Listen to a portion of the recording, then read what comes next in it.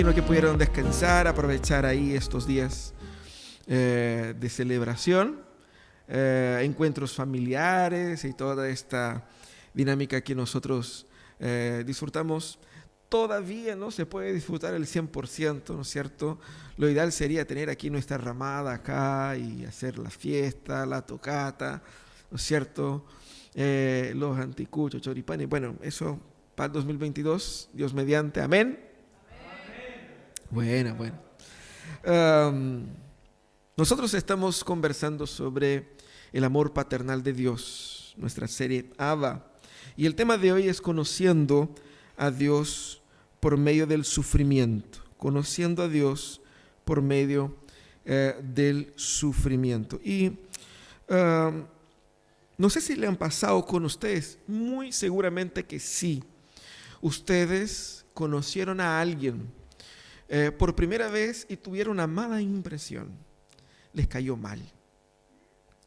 Ese primer encuentro y resulta que con el tiempo, conociendo a esa persona, conviviendo con ella, uno se da cuenta que era una excelente persona. Y de hecho, era una persona así que pasa a ser amigo de uno, ¿cierto? Y esa primera impresión se desvanece con el tiempo, exactamente porque uno va conociendo al otro. Ese es común en nuestras vidas, pero fíjense que ese proceso de cambiar de una mala impresión a una buena impresión es el proceso natural que tenemos cuando conocemos a alguien, en un proceso de construcción y desconstrucción. La primera impresión, nosotros a veces tenemos una idea preconcebida, pero para que cambiemos la mentalidad sobre quién es esa persona, tenemos que desconstruir los conceptos que teníamos antes, ¿no es verdad? Tratamos de ahí como que recomenzar y siempre hay conceptos previos que gobiernan nuestra forma de relacionarse con las personas. Todos tenemos algunos conceptos previos. De repente no conocemos la persona, pero cuando vemos su forma de vestir, su forma de hablar, asumimos que es de una manera. Fíjense que cuando nos damos cuenta de que de verdad era una buena persona, bien. Pero cuando es al revés y nos damos cuenta de que nos parecía una excelente persona, pero al fin y al cabo era una persona terrible. Y eso es doloroso, porque se frustran las confianzas. Ese proceso de construcción y desconstrucción es particularmente doloroso en lo que se refiere a Dios también. Su idea de Dios, que muchas veces es desconstruida, pasa a ser entonces... Ahí están arreglando ya. Ese proceso de construcción y desconstrucción de nuestra idea de Dios es particularmente doloroso, es particularmente delicado, es particularmente complejo. ¿Por qué? Porque muchas veces nosotros alimentamos expectativas de qué es lo que quiero que Dios haga en mi vida y de repente nos damos cuenta de que Dios no es como yo pensaba que era. Y tenemos que pasar por ese proceso si queremos conocer más a Dios. Es un proceso natural. Fíjense que uno de los aspectos más difíciles de lidiar con la idea de Dios, sobre quién es Dios, es con relación a su justicia y su bondad. Todos tenemos una idea preconcebida muy popular de Dios, de que la justicia funciona así. Dios bendice a los buenos y castiga a los malos. Y esa es la idea estándar que la sociedad entiende que es así. Si usted sale a la calle y pregunta a la gente, oye, ¿crees que si mueres vas al cielo? La gente va a decir sí. ¿Por qué? Porque Dios es bueno y justo y yo, soy una buena persona, no le he hecho mal a nadie. Y esa es la idea preconcebida de Dios, que no es totalmente correcta. De hecho es muy poco correcta en realidad con lo que las escrituras enseñan. Y fíjate que nuestra definición de justicia es imperfecta. Nuestra definición de bondad es imperfecta. ¿Por qué? Porque imaginamos, Dios castiga a los malos y bendice a los buenos, pero miramos al mundo y vemos los buenos siendo castigados y los malos teniendo éxito. Y uno va a decir, ¿cómo puede que Dios sea bueno y justo y gobierne este mundo y al mismo tiempo los buenos sufran y los malos prosperen? De dos una, o Dios es injusto, o Dios es o tiene planes oscuros, o simplemente Dios no gobierna ese mundo. O quizás estas personas sí lo merecen. Quizás no son buenas.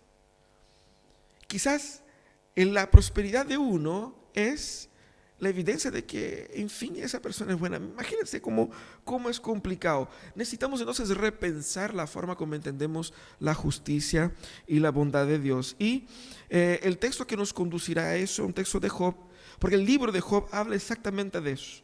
Vamos a leer solamente el versículo 6, de 1 al 6 del capítulo 42. Y nos va a ayudar a entender un poco la historia, el dilema, el drama de Job, para poder entonces conocer mejor a Dios, así como Job lo conoció. Así dice las Escrituras. Job entonces respondió al Señor. Le dijo: yo sé bien que tú lo puedes todo, que no es posible frustrar ninguno de tus planes.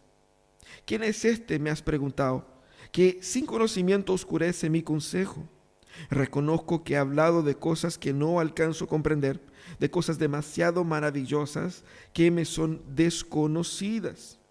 Dijiste: ahora escúchame y yo voy a hablar. Yo te cuestionaré y tú me responderás. De oídas había oído hablar de ti, pero ahora te veo con mis propios ojos. Por tanto, me retracto de lo que he dicho y me arrepiento en polvo y ceniza. Ese es el final, la resolución del drama de Job con Dios. ¿Qué pasa con Job? El libro de Job es un libro de sabiduría que está ahí antes de los salmos en las Escrituras, y es un libro que fue redactado con una habilidad literaria excelente. Y Job, ese personaje, vivió en un periodo patriarcal, es decir, mucho antes de Moisés, en una ciudad que no era parte de la ciudad de Israel, era una ciudad de Uz, que no sabemos exactamente dónde es, y muestra la historia de un hombre que sufrió bastante. Después de perder su riqueza, su familia, sus amigos, su salud, todo lo que la sabiduría contemporánea y en la época también consideraba éxito, él sufrió como si hubiese sido maldecido por Dios. Y fíjate que ya en el primer versículo del libro de Job apunta a que Job era un hombre íntegro, un hombre justo, y todo el sufrimiento que él vivió no era consecuencia de sus pecados. Eso es la clave del libro. Job no sufrió a causa de sus pecados, pero él perdió todos sus hijos, todos sus bienes, su salud, su respetabilidad en la sociedad. Era un hombre importante y de repente pasó a ser nadie. Y él estaba en crisis porque él, siendo justo, no entendía por qué le pasaban esas cosas. 3 amigos suyos se acercaron y durante un tiempo estuvieron tratando de explicarle qué es lo que pasaba. Y el argumento de esos amigos es: tú eres pecador, porque no es posible que te haya pasado eso sin que haya sido culpa tuya. Dios es justo y Dios castiga a los malos y bendice a los buenos. Si te estás castigando es porque hiciste algo. Y eso fue la tónica, y él decía: no es así. No, si yo he vivido mi vida en plena obediencia al Señor en todo momento. Y el libro tiene en su esencia esos discursos de estos 3 amigos, más al final tenemos el discurso de un amigo más joven que da su opinión, pero no aporta tanto. Tenemos entonces la palabra final de Job contra Dios y luego la respuesta de Dios. Al final de la respuesta de Dios está esa respuesta de Job que hemos leído aquí. El propósito del libro de Job es explorar el tema de la justicia de Dios, sobre todo ante el sufrimiento humano. Pero en especial, el libro de Job tiene al personaje, a Job, como el eje durante todo el libro, mostrando básicamente la transición de Job como un hombre justo, que él fue mostrado así, justo al inicio, para al final ver a Job como un hombre sabio. De un hombre justo a un hombre sabio. Vemos la transición, el crecimiento, el desarrollo de Job en ese proceso. Ese proceso se da exactamente por medio del conocimiento de Dios. Job aprendió algo sobre Dios a través del sufrimiento que no podría haber aprendido de otra manera. Y Job antes conocía a Dios lo suficiente para ser santo. ¿Qué es lo que muchos de nosotros ya conocemos? Conocemos lo suficiente como para obedecerlo, pero no para entender cosas más profundas y para explicar dilemas complejos como son esos dilemas aquí de la sociedad. Y ese es el tipo de conocimiento que permite, el conocimiento que no solamente te hace conocer a Dios en su sentido moral, pero hace conocer a Dios también en el aspecto de sus planes y propósitos, o al menos reconocer su ignorancia en ese sentido. Ese es el tipo de persona que establece el gobierno de Dios en el mundo, que por medio de la humildad aprendió a tener confianza en Dios, que no es una confianza basada en la ingenuidad, es una confianza basada en la fe, es una confianza sabia. Esa es la importancia de conocer profundamente a Dios. Por eso que nosotros tenemos ahí en ese libro esta clave. El propósito del libro de Job es explorar el tema de la justicia ante el sufrimiento humano, pero en especial mostrar el desarrollo de Job, que pasa de ser lo más justo a lo más sabio. De esa manera nosotros también somos llamados a aprender con Job, a conocer a Dios, no sufriendo lo que él sufrió, pero aprendiendo con su sufrimiento. Ese es el propósito para nosotros de ese libro. Y entender que el verdadero conocimiento de Dios nos conduce, como dice el texto, a tres aspectos fundamentales en nuestras vidas. Primeramente, el verdadero conocimiento de Dios, ese que se da de una forma que va más allá del simple conocimiento racional. Es un conocimiento experiencial con Dios. Nos conduce primeramente a una otra percepción del poder de Dios. Una otra percepción del poder de Dios. En los versículos 1 y 2, usted tiene ahí en su celular, el texto lo puede tener abierto para que puedas revisar, ¿no es cierto? Los versículos 1 y 2, él reconoce el inmenso poder que tiene Dios. Él dice, todas las cosas puedes hacer y ninguno de tus planes pueden ser frustrados. Job tenía una demanda contra Dios, ese es el punto. Ahí en los capítulos anteriores se ve eso, ¿cierto? La demanda de Job contra Dios es que su sufrimiento no tenía sentido. Él no sabía por qué estaba sufriendo, porque no era justo lo que le estaba pasando en su modo de ver. Porque su teología era una teología de culpa y castigo. Los que hacen daño necesitan ser castigados, ¿cierto? Y los que hacen bien, recompensados. Y la demanda de Job contra Dios se resuelve en esos capítulos. Dios rompe el silencio, le habla y le muestra quién realmente es. Y aquí Job entonces reconoce realmente qué es lo que Dios le quería enseñar en ese texto. Ahora él sabe algo que no sabía antes.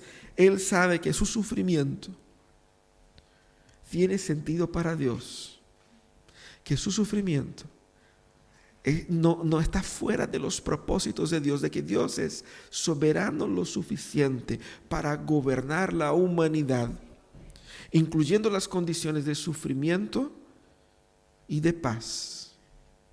De que el sufrimiento no es una imperfección en el plan de Dios, sino que Dios gobierna incluso por medio del sufrimiento, que nosotros podemos decir que es injustificado.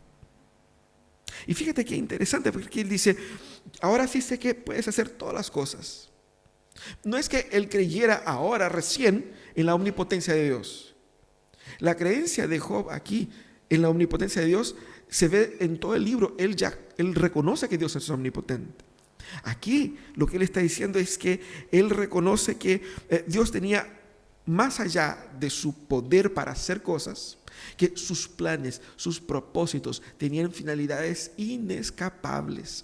Es la omnipotencia de Dios no aplicado a su fuerza, sino aplicado a su eficacia. Es omnipotente también en el aspecto de los planes que realiza. Sus planes son absolutamente perfectos. De manera que es imposible que alguien sufra injustamente como una falla en la Matrix. No puede ser. El punto es que en la cabeza de Job todavía no había entrado que cómo puede ser un Dios soberano permitir que alguien bueno sufra. Y Dios le explica que Él en su soberanía sí puede diseñar planes que incluyen el sufrimiento del justo, porque eso no le hace de Dios un ser malo, pero Él en su bondad utiliza incluso ese sufrimiento para sus propósitos que van más allá de nuestra comprensión. Entonces es una nueva percepción del poder de Dios. Él sabía que Dios era poderoso, pero no a tal punto. Y esa es la única respuesta que tenemos ante el reconocimiento de un Dios poderoso en ese nivel. Es temor a Dios. Y es interesante porque muchos cristianos dicen, no, a Dios no hay que tener miedo, no hay que tener miedo. Pero pensemos por un segundo. Pensemos en el poder inescapable de Dios. Yo sé que Dios es bueno, pero es natural que ante a cualquier cosa poderosa como esa, yo tenga un nivel de temor, sí. Incluso Jesús mismo dijo que nosotros no debemos temer al que nos quita la vida y nos mata en ese cuerpo, sino que aquel que no solamente nos quita esa vida, pero nos puede llevar o lanzar nuestras almas al infierno. Hermanos, hay que tener temor de Dios, sí, por el reconocimiento de su poder. Y nosotros sabemos, el que ya pasó por un accidente automovilístico, difícilmente vuelve a manejar de la misma manera. El que ya pasó por algún accidente en el mar, difícilmente va a volver a nadar de la misma forma. Es natural el temor, el respeto al peligro de muerte, al peligro de haber pasado por eso, por aquel drama. Cuando nosotros pensamos en Dios, tenemos que reconocer que Dios tiene un poder inimaginable, inexplicable, inescapable. Y debemos entonces reconocer ese poder. Reconocer ese poder es tener temor a Dios. Y es un proceso doloroso porque no queremos tener temor a Dios o nos resentimos un poco de eso porque nos sentimos poderosos por las acciones que practicamos. Restamos temor a Dios porque nos agrandamos. Y vaya que somos agrandados. Somos agrandados. Agrandados como Job fue, que demanda a Dios, ¿cómo tú puedes hacer eso conmigo? Y Dios va y le dice, ya, pues si eres tan sabio, ¿dónde estabas tú cuando yo lancé los fundamentos de la tierra? Dime, si tú sabes. Es exactamente lo que Dios dice ahí en los capítulos anteriores. ¿Dónde estabas tú cuando yo le dije a las olas para que no pasaran de aquí para allá? ¿Cuánto mide la tierra? ¿Tomaste medida?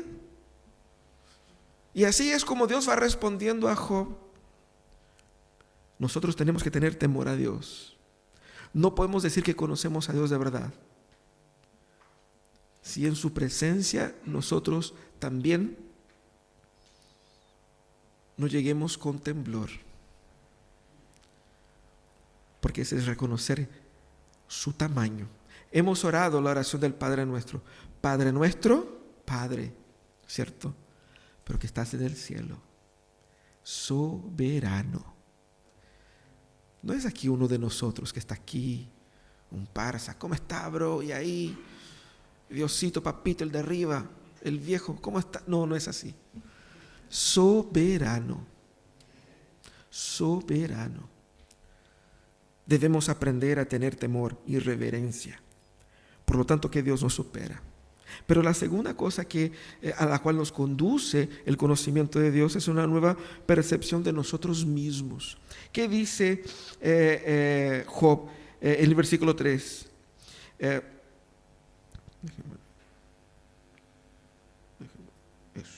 estaba en portugués. Dice, yo sé bien que tú puedes hacer todo y no te es posible. Pero el versículo 3 dice ¿Quién es este, has preguntado, que sin conocimiento oscurece mi consejo? Reconozco que he hablado de cosas que no alcanzo a comprender, de cosas demasiado maravillosas que me son desconocidas. Él reconoce haber hablado sin saber la profundidad de la mente de Dios. ¿Pero qué cosas son esas? ¿Qué cosas son esas que Job dijo? Ahí en el capítulo 31, versículos 2 y 3, tenemos un ejemplo. Dice, ¿qué se recibe del Dios Altísimo? ¿Qué se hereda del Todopoderoso en las alturas? ¿No es acaso la ruina para los malvados y el desastre para los malhechores? Diciendo que yo he estado en justicia, he estado en verdad. ¿Y qué es lo que se espera de Dios? No es que haga castigo para los malvados y beneficie a los justos. Y él demanda a Dios y dice, si he andado en malos pasos o mis pies han corrido tras la mentira, que Dios me pese en una balanza justa y así sabrá que soy inocente. Lo que él estaba diciendo es, yo soy inocente, Dios sabe que soy inocente y por lo tanto Dios me está castigando sin motivo. Que es lo que mucha gente piensa, también con relación a sus problemas. Job, en contrapartida, yo creo que a diferencia de nosotros, es tanto por Dios, tanto por el narrador, tanto por él mismo, declarado una persona justa. Una persona que buscaba con excelencia vivir en obediencia a Dios. Él sabía eso, pero la percepción que él tenía de él mismo aún así era parcial, era limitada, no era completa, no era perfecta. Porque él necesitó que Dios lo confrontara para que él se descubriese a sí mismo en Dios. Muchos han escuchado esas expresiones así como descúbrete a ti mismo, mira hacia tu interior, reconócete a ti mismo en un momento de introspección y todo eso. Bueno, eso no es verdad. La única forma que podemos conocer nuestro verdadero yo es de la forma más obvia, mirando a nuestro Hacedor. En el que nos hizo están las respuestas. Es tan obvio porque cuando nosotros tenemos un problema con un equipo, ¿qué hacemos? Tenemos que buscar en el que construyó el equipo. ¿Quién provee asistencia técnica? ¿El mismo equipo? No, si yo tengo que llamar ahí a la compañía, oye, no me funciona esa cuestión. Lo más probable es que si yo me meto a arreglar yo mismo, porque todos llevamos un maestro chasquí adentro, ¿cierto? Si yo me meto a arreglar, ¿qué es lo que yo voy a hacer? Uno, voy a perder la garantía. Dos, lo voy a echar a perder más de lo que estaba antes. La respuesta no está adentro. La respuesta está en Dios. Y Job defendía su justicia, pero al hacerlo ponía a Dios contra la pared. Y de hecho, Dios le dice, así como, qué bonito, entonces ahora tú me quieres dejar mal para que tú te quedes bien. Te dijiste que tú eres justo y todo el tema, y yo soy el malo de la historia. Yo soy el culpable entonces de que tú estés sufriendo. Lo que el Señor hace es mostrar a Job quién Job realmente era. Por eso Dios cuestiona, ¿quién es ese que obscurece mi consejo con palabras carentes de sentido? Y dice, prepárate a hacerme frente y yo te voy a interrogar. Y tú me responderás, ¿dónde estabas cuando puse las bases de la tierra? Dímelo, si de veras sabes tanto. Entonces, Dios pone a Job en su lugar. Dios pone a Job en su espacio. Y dice, mira Job, tú crees que sabes mucho, pero tú en realidad no sabes nada. Y fíjate que esa forma de Dios de revelarse a Job, de hablar con Job, significaba que el hecho de que Job fuera justo, y Dios reconocía eso, no garantizaba a Job el derecho de redefinir el concepto de justicia y el concepto de bondad, ni mucho menos cobrar de Dios cualquier tipo de satisfacción. Pero es exactamente así como nosotros manejamos la obediencia, ¿sí o no? Me porto bien, entonces tengo derecho a reclamar. Porque yo sí he trabajado, yo sí he obedecido. Así que Diosito, no me falles ahora, ¿cierto? Porque yo he hecho mi parte. Hice mi parte y Dios hace la suya. Es así como tratamos a Dios. Dios no juega ese juego y a Él no le importa que juegues tú, pero no funciona. No es así que funciona. Y eso es lo que Dios está hablando acá. El hecho de que fueses justo, Job, no te haces o no te hace de ti Dios. Tu justicia no te diviniza. Tu justicia no te garantiza el derecho de exigir a tu creador cosas, ni de redefinir qué es lo que es bueno o malo, porque ¿quién define qué es lo que es bueno o malo? Es Dios. ¿Cómo Dios lo hace? Dios lo hace con base a conceptos que son desconocidos por nosotros. Y Job entonces reconoce que él no sabía lo que pensaba que sabía. Y él estaba hablando de cosas que él realmente no sabía. Y él se postra ante Dios de esa manera. Dios revela a Job, mostrando su limitación, su ignorancia, su impotencia, su necedad. Y fíjate que es exactamente ahí donde nosotros debemos estar para que podamos tener la perspectiva más correcta de Dios. No es porque nosotros seamos la escoria de la sociedad, no, creados a la imagen de Dios, para la gloria de Dios, para vivir en ese mundo como gobernantes en nombre de Dios. Tenemos la dignidad heredada de Dios, pero eso no hace de nosotros dioses. No podemos ocupar el lugar de Dios y tratar de redefinir la bondad y la justicia y querer nosotros demandar a Dios que haga o deje de hacer tal cosa, porque nosotros no sabemos. Cuando nacimos, cuando entramos a ese mundo ya existía hace mucho y Dios desde la eternidad. Debemos reconocer eso. Cuando reconocemos eso, estamos exactamente en el lugar humano para el cual Dios nos creó. Y la percepción de nosotros mismos, a la luz del conocimiento de Dios, esa percepción, fíjate que nos hace libres. Nos hace verdaderamente libres. ¿Libres de qué? Libres del peso de tener que construir la justicia, que hacer la justicia, que redefinir la justicia en el mundo, que exigir de Dios, que exigir del otro, y nos pone en perspectiva de que quien gobierna el mundo es Dios, punto. No soy yo, es Él, y yo me someto a Él, a su gobierno, y su gobierno es un gobierno mucho más justo que mi justicia o mi comprensión de justicia podría lograr. Dios, incluso cuando hace cosas que a mí me parecen injustas, es más justo de que si yo fuera lo más justo posible. Y cuando entiendo eso,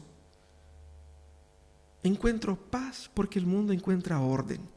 Veo cómo el mundo está perfectamente diseñado. Pese al caos que está en el mundo, tenemos paz porque vemos que el caos no domina a Dios. Estamos nosotros tratando de resolver el caos del mundo, de resolver el problema del mundo, el problema de la salud, el problema de la ecología, el problema. Pero hay un rey que gobierna este mundo con sabiduría y con poder. Él nos usa para sus propósitos. Pero Dios no me va a decir en ningún momento, oye, ¿sabe qué? No sé qué hacer ahora, ¿qué hacemos? Él sabe. Y cuando yo descanso en eso y reconociendo mi miseria, Él entonces me da esa paz y me dice, dámelo a mí. Yo se lo resuelvo. Yo sé lo que estoy haciendo. Y eso conduce al tercer punto, al tercer aspecto. El conocimiento de Dios nos conduce a una otra postura ante su gloria. Fíjate el versículo 4. Dijiste, ahora escúchame y yo voy a hablar. Te cuestionaré y tú me responderás. De oídas había oído hablar de ti, pero ahora te veo con mis propios ojos. Por tanto me retracto de lo que he dicho y me arrepiento en polvo y ceniza. Qué interesante ese texto, porque Dios habló a Job y ahora Job reconoce no solamente que Dios tenía la razón, y reconoce que Dios, teniendo la razón, es Él quien hace efectivamente con que el mundo sea mejor y más justo. Es interesante porque Dios en ningún momento explica a Job por qué él estaba sufriendo. Nosotros sabemos, por lo que vemos en los capítulos 1 y 2, de cómo Satanás influyó y cómo Dios decidió permitir que Job sufriera sin motivo o sin ser su pecado la causa de su sufrimiento. Pero Job no sabía. Job habló con Dios y Dios le habló a él y Dios no le dio satisfacción de por qué él estaba sufriendo. Porque Dios no tiene que dar satisfacción de lo que hace. Dios no me rinde cuentas a mí. El superior no rinde cuenta al inferior, es al revés. Nosotros rendimos cuentas a Él y no Él a nosotros. Pero lo más importante es que Dios va hacia Job. Dios no tenía que ir hacia Job y explicarle nada, por más que Job estuviera dando pataletas en su sufrimiento. Dios no tenía esa obligación, pero en su gracia Dios va y confronta a Job, pero confronta a Job en lo que Job estaba fallando, que era su comprensión de quién es Dios. La limitación de Job en el conocimiento de Dios le hizo entender su sufrimiento de una forma equivocada. Y es eso lo que hace Dios, corregir su conocimiento de Él, para que Él no necesariamente entienda por qué está sufriendo, pero en el sufrimiento entienda que hay un Dios, que pese a mi sufrimiento no tener sentido para mí, tiene sentido para Él. Y si tiene sentido para Él, a mí me basta. A mí me basta. Nosotros hacemos así en muchos aspectos. Yo no sé cómo se maneja un avión, no sé cómo sacarlo del piso, pero yo sé que el piloto sabe. Y yo confío en que no solamente sepa levantar, pero también aterrizar, ¿cierto? ¿Amén? Sí, confío que sea así. Yo descanso en su conocimiento. Yo puedo dormir en un vuelo. No voy a estar preocupado. ¿Será que él sabe que hay que apretar tal botón, hay que hacer tal cosa, Y nadie al entrar en un avión pide, bueno, ¿cuántas horas de vuelos tienes? ¿Cuál es su currículum? Nosotros confiamos. Pero con Dios queremos pedir satisfacción. Eso es lo Barça que somos. No, Dios, pero ¿por qué haces eso, Dios? A ver, explícame. Job tuvo una otra percepción de la gloria de Dios. Porque él se dio cuenta de que él no tenía que dar satisfacción. Lo que Job tenía que entender es que Dios está tan fuera de nuestro alcance en cuanto a poder y gloria, que resta a nosotros rendirnos ante Él. Pero Dios viene hacia nosotros. Dios se preocupa de nosotros. Dios se interesa por nosotros. Dios fue y conversó con Job, estando con él ahí. La presencia de Dios estaba ahí. Y aquí Job marca la diferencia entre la teoría de Dios, de lo que él pensaba sobre Dios, y su conocimiento personal y profundo, que solo es posible cuando Dios se revela, solo es posible cuando tenemos una experiencia con Dios. Porque tú puedes estudiar sobre Dios, tú puedes hablar sobre Dios. El desafío es hablar con Dios, caminar con Dios. Es así cuando se conoce a Dios. Fíjate que uno de los argumentos que los académicos, los estudiosos dicen con relación a por qué Dios, mira, Job es el que pelea contra Dios y dice que no es justo lo que él estaba sufriendo. Los amigos decían, no, Job, el culpado eres tú, Dios es bueno.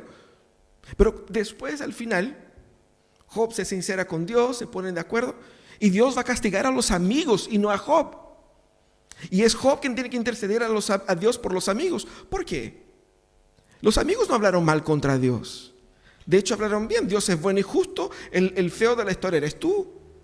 Tú eres pecador y no quieres reconocer.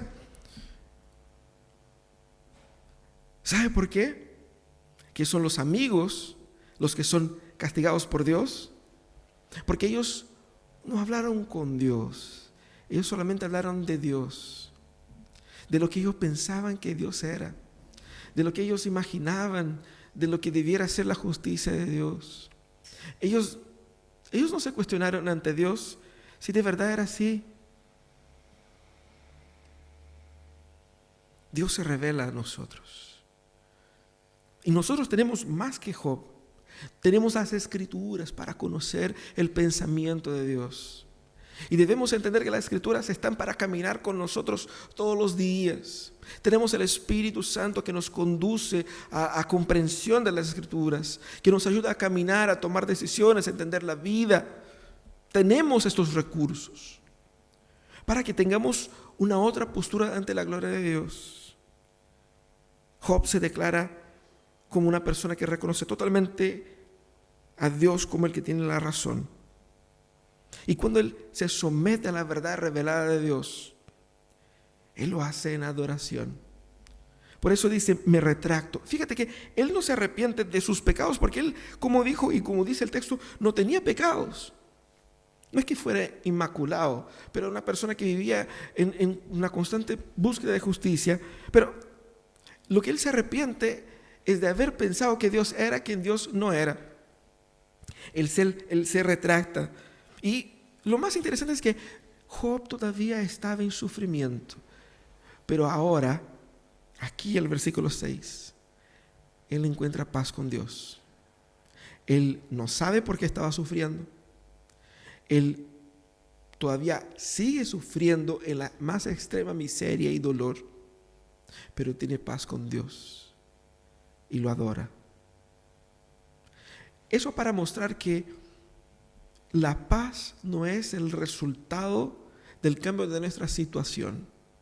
Estoy sufriendo porque me falta plata. Si Dios me da más plata, dejo de sufrir. Estoy sufriendo porque no tengo ese apego, porque no estoy con tal persona, porque no pude hacer eso. Pero cuando cambie la situación, dejaré de sufrir. Aquí vemos a Job, que aún con las circunstancias contrarias, él pudo descansar en Dios. Aún sin saber por qué sufría, él pudo descansar en Dios. ¿Por qué? Porque él estaba con Dios. Dios estaba ahí con él. Y ante Dios, él simplemente reconoce que Dios es quien Dios dice ser. Esa sumisión no es una sumisión resignada, como de esclavos de guerra, ¿cierto? Que uno, me doy por vencido porque... No, es una sumisión liberadora, pacificadora, solucionadora. Solucionó el drama más profundo, la angustia psicológica y espiritual de Job. Job estaba espiritualmente resuelto. Seguía el sufrimiento físico, humano, pero él tenía paz. No porque había entendido por qué sufría, sino que porque entendía que Dios sabía que había un motivo. Y ese motivo era justo. Y él descansaba en el amor de Dios. Esa es la postura que Dios quiere que tengamos ante su gloria. De reconocer que Él vino a reconciliar nuestro corazón rebelde por medio de Cristo, para que tengamos paz. No nos ha prometido la prosperidad material que muchos nos han hecho creer. No nos ha prometido la falta de problemas, de enfermedades, de crisis, de dificultades. Él nos ha prometido reconciliación con el Padre. Pero una vez reconciliados con Dios, ese proceso de conocer a Dios incluye alegrías y tristezas,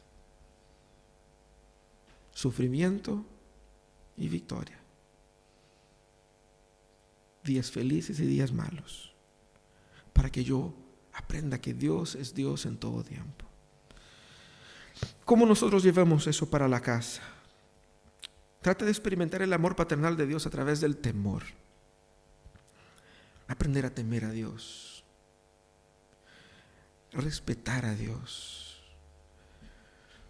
Cuando nosotros nos pongamos en vivir una vida en obediencia, debemos tener en mente lo serio que Dios trata sus cosas.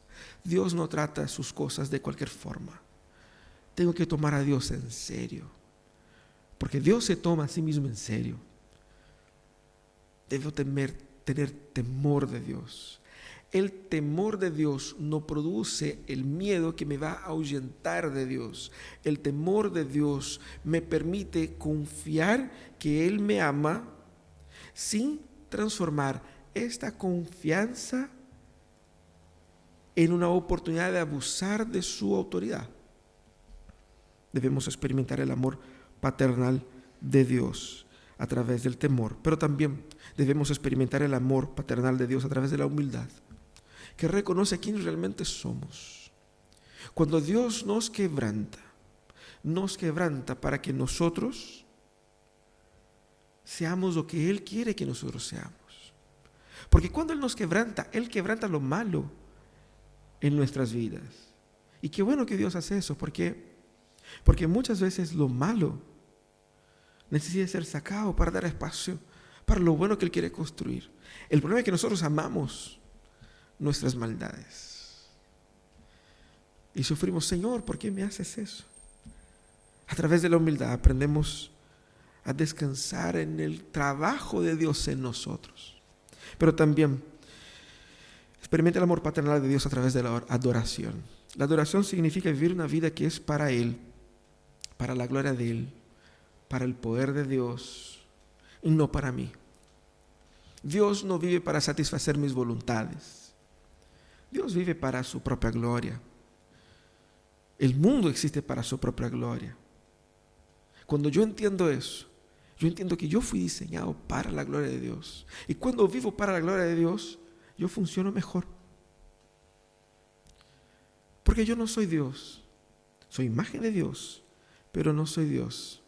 Entonces debemos experimentar el amor paternal de Dios a través también de la adoración. Vamos a orar. Vamos a pedir que Dios nos bendiga, nos guarde y nos permita conocer más y más a Él. Cierra tus ojos. Vamos a pedir que Dios tenga